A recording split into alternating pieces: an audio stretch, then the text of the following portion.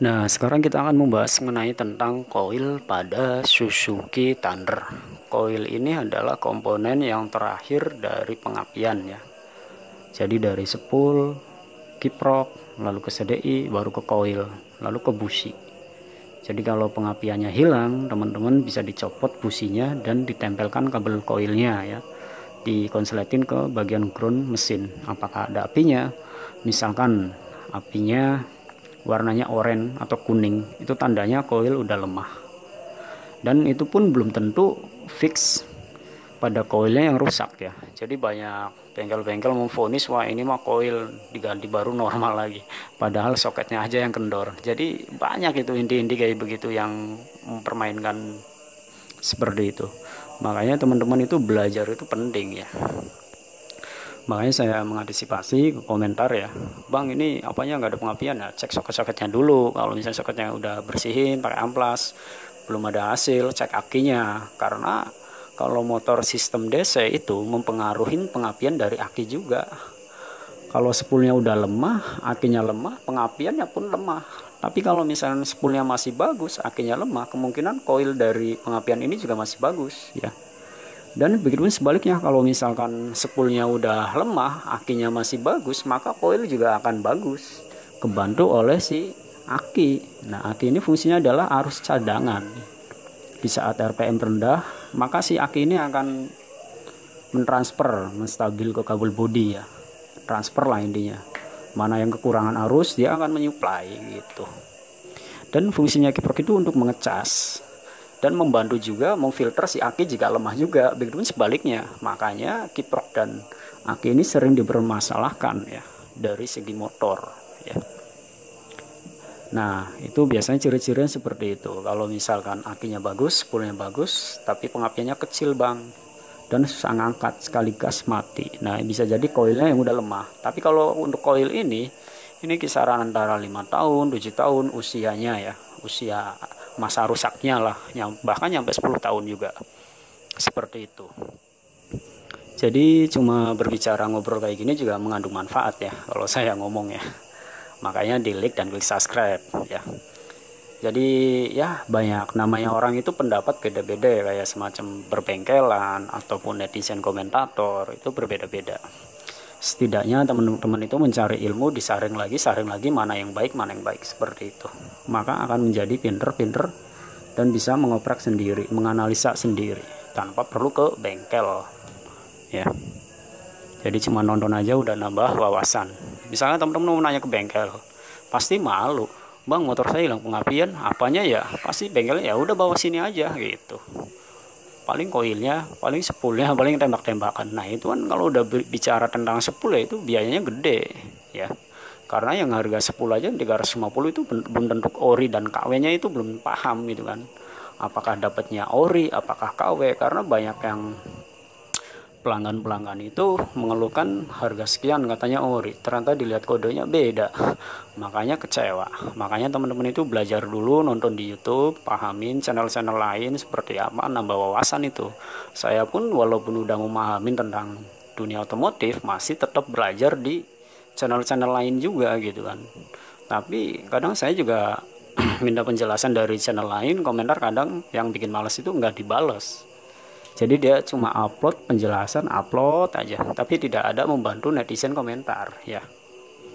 Kalau saya kan ada yang komentar, saya bahas, saya ulas, saya balas gitu kan. Karena penting juga gitu. Kita membuat teori tapi ada yang bertanya tapi diabaikan, sama aja kita tidak menggunakan penonton. Kalau saya kan masih menghargai komentar gitu kan.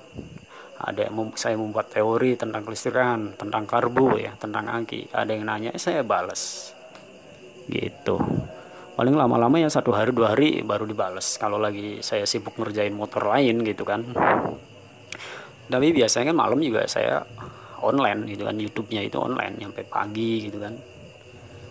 Kadang istirahat gitu. Tapi tiap hari saya upload 3, 5, kadang 1 setiap harinya ya. Makanya videonya udah 4.600 ya. Jadi seperti itu teman-teman kalau untuk tentang pembahasan koil ya. Jadi panjang banget nih kalau cerita itu panjang ya. jadi bahasnya koil kemana-mana gitu. Karena saya biar nambah teman-teman itu nambah wawasan gitu. Jadi bukan ilmunya itu koil doang, tapi ada sedikit nyerempet, oh begini bang, oh begini yang hal-hal yang harus pahamin ya gitu. Banyak ya. Jadi kalau yang untuk tentang motor-motor itu banyak yang harus dipelajarin.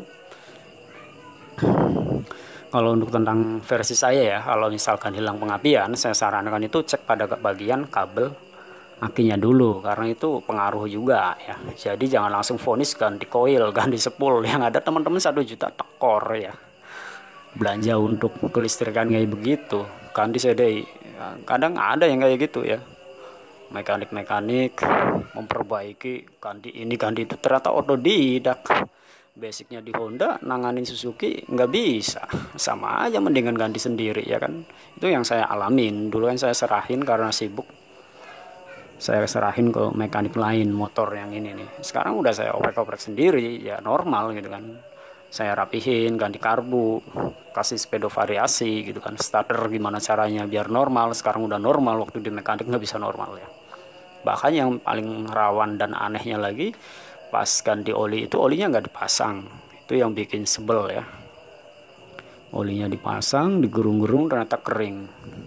Ya saya kalau di tempat mekanik saya pura-pura orang biasa gitu, bukan ahli gitu kan.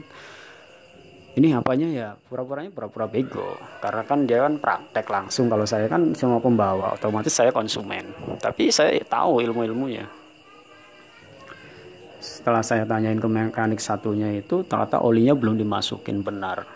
Untungnya seher pistonnya nggak jebol baret ya, tuh lebih rawan. Makanya saya menginformasikan ke teman-teman itu lebih baik merawat motor sendiri. Gimana sih bang caranya merawatnya? Apa sih fungsi kiprok? Apa sih coil? Apa sih CDI? Apa itu spool? Udah saya bahas semua itu. Tonton aja di playlist ya. Jadi kadang kita bawa ke mekanik, mau yang resmi kayak, mau yang umum kayak, kadang belum 100% berhasil gitu kan. Itu yang udah saya alamin, saya pelajarin tuh. Saya jadi catatan-catatan. Seperti itu ya, bukannya jelekin orang lain ataupun membanggakan diri, enggak. Jadi teman-teman itu harus memfilter dari channel ini ngomongnya apa, dari channel A, Z, C ngomongnya apa. Jadi kita sama-sama mengkaji gitu, menggali ilmu gitu. Yang udah biaran udah, yang berlalu biaran berlalu. Kita mempelajari lagi.